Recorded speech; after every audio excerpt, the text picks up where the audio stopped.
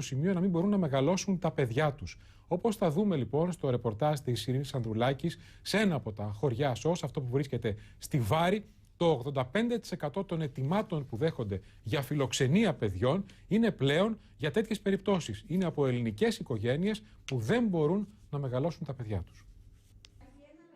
Το χριστουγεννιάτικο δέντρο είναι στολισμένο. Τα παιδιά κάθονται γύρω από το τζάκι. Η μάνα ετοιμάζει το μεσημεριανό φαγητό. Αυτό είναι ένα σπιτικό του παιδικού χωριού ΣΟΣ. Πριν από λίγους μήνες, η κυρία Ευαγγελία απέκτησε ένα καινούριο μέλος στην οικογένειά της. Ένα κοριτσάκι που η μητέρα του δεν είχε πόρους να το ζήσει. Το παιδί αυτό, σε αντίθεση με άλλα, προσαρμόστηκε δύσκολα στα νέα δεδομένα. Πιστεύω ότι είναι κάτι πολύ σημαντικό για τα παιδιά όταν δεν βιώνουν άλλα πράγματα σπίτι τους και είναι καθαρά το οικονομικό κομμάτι, και το λέει και το ξαναλέει και μόνο του ότι μόλις η μαμά βρει δουλειά, μόλις η μαμά αποκτήσει κάποια χρήματα, θα με ξαναπάρει και εμένα στο σπίτι. Το παιδικό χωριό ΣΟΣ στη Βάρη φιλοξενεί πλέον 5 παιδάκια από οικογένειες που αντιμετωπίζουν οικονομικά προβλήματα. Η κυρία Σέβη εδώ και μήνες προσπαθεί να απαλύνει τις πληγές του αγοριού που καλείται πλέον να μεγαλώσει εκείνη. Τη μια αρνιόταν τη μητέρα του, δεν έχω πια άλλη μαμά, έχω εσένα.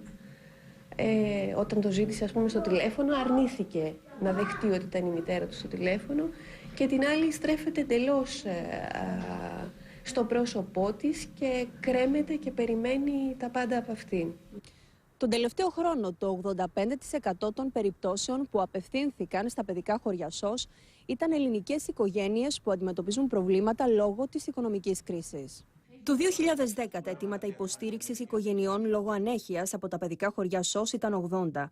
Το πρώτο οχτάμηνο του 2011 έφτασαν τα 290, με την περιοχή της Αθήνας να διπλασιάζει τα ποσοστά της. Από αυτά, το 10% των παιδιών ζει πλέον στα χωριά ΣΟΣ.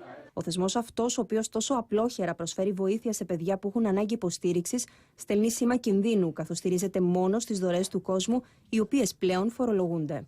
Καλούμαστε πια μέσω των δωρητών μας να ανταποδώσουμε φόρο από τι στο κράτος. Αυτό που έχω να πω είναι ότι μας δυσκολεύει στο σήμερα και κινδυνεύει το αύριο. Είναι μια δραματική αποτύπωση, Μαρία Καρχιλάκη, καλησπέρα, της κατάστασης σήμερα στην ελληνική κοινωνία.